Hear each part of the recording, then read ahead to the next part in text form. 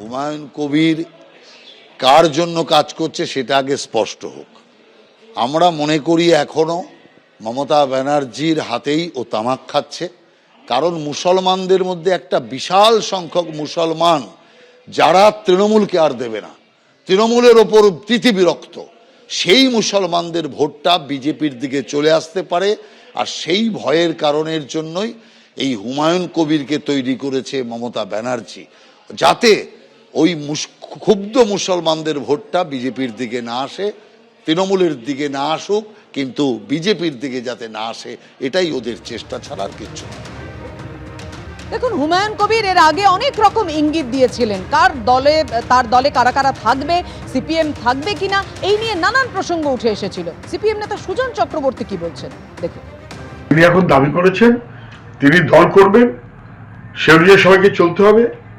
মানুষের কাছে আবেদন করেছেন টাকা দিলে হবে না, ভোট দিতে হবে। ভোটের জন্য ব্যবহার করা মসজিদ রাজনীতিকে, মন্দির রাজনীতিকে, এটা ভয়াবহ। বাবরি মসজিদ করছে, অত ভোট দিতে হবে। আমি বলছি খুবই দুর্ভাগ্যজনক। যদিও হুমায়ুন কবিরের কথা বলতেই পারেন যে আমি যে দলের এমএলএ, সেই দলের নেত্রী যদি সরকারের পয়সা ব্যবহার করে মন্দির রাজনীতি করতে পারেন, ভোটের দিকে তাকিয়ে অবশ্যই, তাহলে দলনেত্রী মন্দির রাজনীতি করলে আমি মসজিদ রাজনীতি করতেই পারি। তৃণমূল তো, তৃণমূলের থেকে যা নেত্রীর কাছে শিখেছেন সে অনুযায়ী হুমায়ুন কবির হয়তো চলছেন, কিন্তু এটা বিশ্ববৎ বিপজ্জনক। হুমায়ুন কবির আজকে যে চমক এবং যে চমকের কথা বলে ইঙ্গিত দিয়ে রাখলেন সেটা ঠিক কি? দেখুন, দলের প্রতীক কি হবে এবং সেই দলের পতাকার রং কি হবে, কি বললেন হুমায়ুন কবির। আর মাত্র কয়েক ঘন্টা পরে আগামীকাল নতুন দল ঘোষণা করতে চলেছেন হুমায়ুন কবির। আমাদের দলীয় পতাকা জাতীয় পতাকা তৃণমূল পতাকার মতো দেখতে। দলীয় প্রতীক হিসেবে প্রথম পছন্দ টেবিল, দ্বিতীয় পছন্দ জোড়া গোলাপ, দলীয় প্রতীক হিসেবে তৃতীয় পছন্দ নারকেল গাছ। নতুন দল ঘোষণার আগে জানালেন ভরতপুরের বিধায়ক। নতুন দল ঘোষণা করতে চলেছেন হুমায়ুন কবির, প্রস্তুতি প্রায় শেষ পর্যায়ে। নতুন দল ঘোষণা করতে চলেছেন আপনি আগামীকাল। অনেক আগেই আমি ঘোষণা করেছিলাম যে 22শে ডিসেম্বর সোমবার। এই সোমবারটা বেছে নেওয়ারও একটা কারণ আছে। আমি পৃথিবীতে যেদিন আমার মায়ের থেকে ভূমিষ্ঠ হয়েছিলাম সেদিন ছিল সোমবার ভোরবেলা।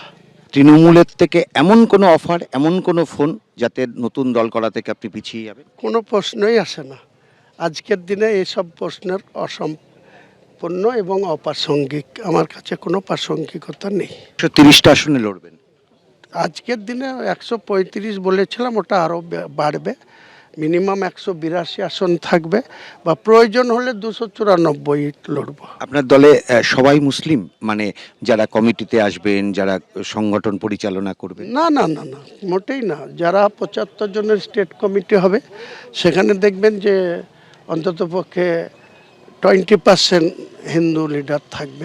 এখনো পর্যন্ত যেটা কখনো বলেননি সেটা হচ্ছে আপনার নতুন দলের নাম। আগামীকাল বেলা 1টার জন্য একটা ইঙ্গিত ছোট। বাংলার জনতার পার্টি হবে, লোগো হবে। আমার সম্ভাবনা, এখন তো ইলেকশন কমিশন এত তাড়াতাড়ি লোগো দেবে না। আমি টেবিল আমার পায়া, আর যদি টেবিল না পাই তাহলে জোড়া গোলাপ ফুল নিয়ে লড়বো। যেহেতু পদ্ম ফুল আর ঘাস ফুল, তার পাশাপাশি কাঁটাওয়ালা ফুল। পতাকার রংটা ন্যাশনাল পতাকার কাছাকাছি থাকবে। এবিপি আনন্দ, এগিয়ে থাকে, এগিয়ে রাখে।